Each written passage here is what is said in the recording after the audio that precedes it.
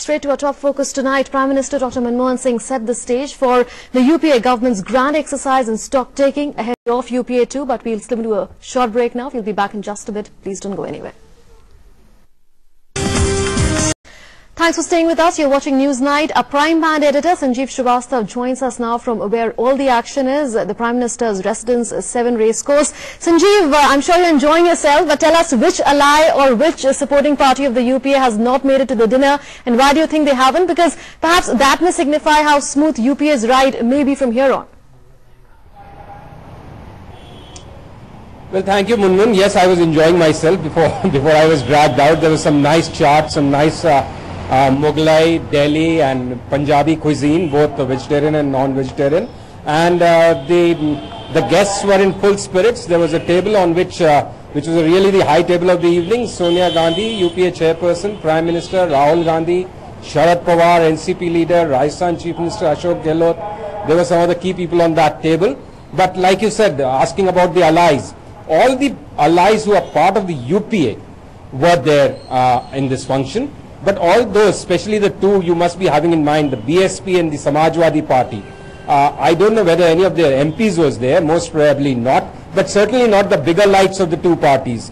No Mulayam Singh, no Mayawati, no their trusted lieutenants, Ram Gopal Yadav or Akhilesh or Satish Mishra from the BSP. So that must have stolen a little bit of thunder.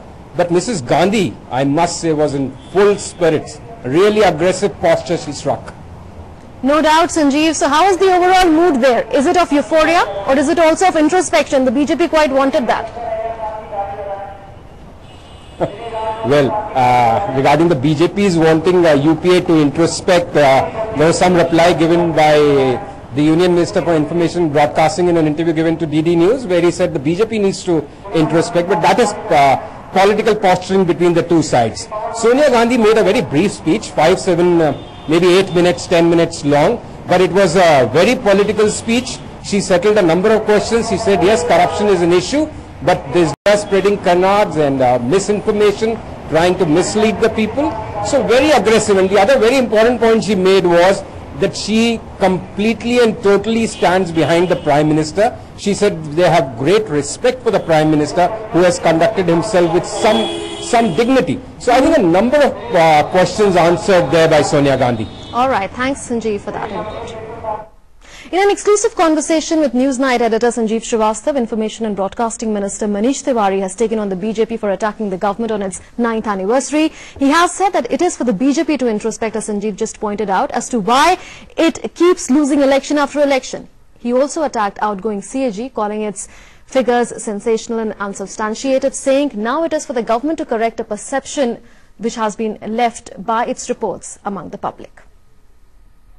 As UPA celebrates its bad and the ugly of the 9 years of UPA rule, its allies like Sharad Pawar's NCP, which are also undertaking a dispassionate assessment. My colleague Gautam Roy has spoken to NCP leader and Union Heavy Industries Minister Praful Patel, who has conceded that the government needs an urgent image correction at this stage to fight the battle looming ahead in 2014.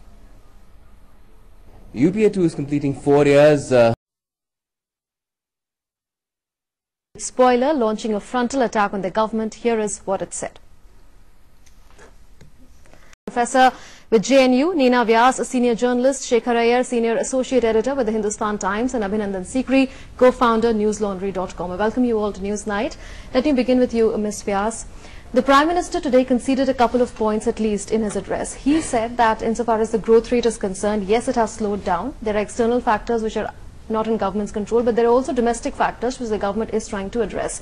On the corruption question, he said that there have been instances of malfeasance, but the government is trying to address those issues through moves to bring transparency into government allocation and procurement, etc. So he has conceded a couple of points. Would you say that there was an element of candor in what he said today? See, the point is growth rate. I mean, it would have been very good if from 6 to 7 to 8 to 9 it's a continuous upward trajectory, but that's not it happened. It didn't happen that even during the NDA regime, because at one time they did touch 8.5, 9, but came down to even 4%. So there were external factors that time also. There are external factors now.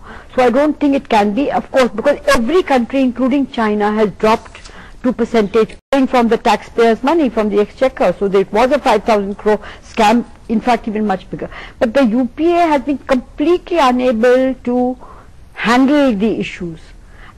And there is also a perception, because you know the 10 lakh crore scam, so-called coal scam, 10 lakh crores amounts to about 10% of the total GDP. It is not possible. The figures are totally ridiculous. Right, but Manish Tiwari earlier in the interview had said that corruption, of course, is not limited to the UPA regime. It has been in the previous regimes as well. Ms. Hassan, I'll come to you now. Sonia Gandhi, in her address today, took on the opposition, the BJP especially, saying that it is playing an obstructionist opposition in Parliament. Earlier in the day in a press conference was Sushma undermining CBI, CVC and so on and so forth. But what about the BJP? BJP, let's face it, has simply not allowed Parliament to function. Now, they may have good reasons. They're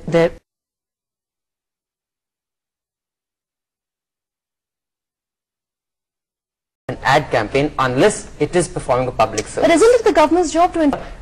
What is the public service there? I'm saying there is a public service in that communication. Okay, what is the broad point that you're trying to make? The broad point I'm trying to make is that they're doing enough to put the message out there. There's just not a sound message to put out there. I think that's the RTI for which the Prime Minister is taking credit.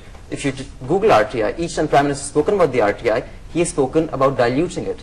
Yeah, no, what I'm saying is, and it's their job to take credit and try to take credit, and it's my job to try to poke holes in where they're being dishonest. I mean, it's not an absolute right or wrong. All I'm saying is that what they're taking credit for is rather weak, which is why you can't communicate weak substance with no matter how much airtime you give anyone. And you are saying that Rahul Gandhi should be projected. This also comes at a time when there is a lot of confusion among the top BJP leaders about who their prime ministerial candidate would be. How do you see this? No, I think first of all, when there is a sitting to take the job, which even during his term, you know, when that Vikas Purush, Law Purush controversy happened, they suggested to him, in fact, Venkaiah Naidu himself confirmed, they suggested to him that he become the president and allow Advani to become, but to change the prime minister right now. But this can well happen days as far before as elections. BJP is concerned, there are two views in it, because you know, one is the problem with the allies as far as Modi is concerned. Nitish Kumar has said very clearly of Janata Dal United that the moment he is declared, he will be out of the NDA. Shifts its own cadre, and it is a chance of adding its tally, increasing its tally by 20-30 seats if Modi is projected. So they are in a dilemma. RSS has not opened its mouth, not opened its cards which way whether it favors Modi or not. That's right. And the top lately keeping mum and so there is confusion. So there is confusion. And there is confusion, and therefore I don't think 1 year before, why is that? I mean, is it the news channels and the newspapers as well that no, something must be declared? Why? And of course, questions arise over whether Prime Minister Manmohan Singh will be the face of the UPA as it was in 2004. Did we know that Manmohan Singh will be the Prime Minister? No. That's right. So why should we know beforehand? Okay, not fair necessary. Enough. Fair enough, you've made your point. Ms. Hassan, the question is that will the BJP be able to ride the perception of a perception crisis which the government is facing? Shashi Tharoor has admitted to it. No, BJP will be able to ride? Sorry, what is your question? Will the BJP be able to ride the perception that the UPA take advantage of it? Card, which I suppose, we can say that if you look at 9 years and if you look at 4 years, there are significant things they have done. But there are any number of things that they have not been able to do for a variety of reasons, which have to do with their own internal differences, because let's face it, there are differences within the Congress. I think there is a kind of an ideological battle within the Congress for the kind of direction that the Congress should be taking. There is a conflict between, let us say, Mrs. Gandhi, who sees herself as a social democrat, the Prime Minister, who is much more market-oriented, focused on growth, fiscal consolidation, and so on and so forth. So there are clearly, even though you're right, Mrs. Gandhi has politically and very strongly backed the Prime Minister today, and she's done that before as well. But that doesn't. For this discussion, thank you Shekhar Iyer, Abhinandan Sikri, Zoya Hassan, as well as Neena Vyas for joining us on Newsnight. Well, as I said, there are quite a few challenges facing the UPA since this is the pre-election year and the country will be going to polls in the next 1 year from now. But very many challenges face the NDA as well. Of course, it has to sort out the confusion over who will be its prime ministerial face, given the pulls and pressures within the party and also from outside within the NDA, that is. Well, time for a short break now. We'll be back in just a bit. Please stay tuned.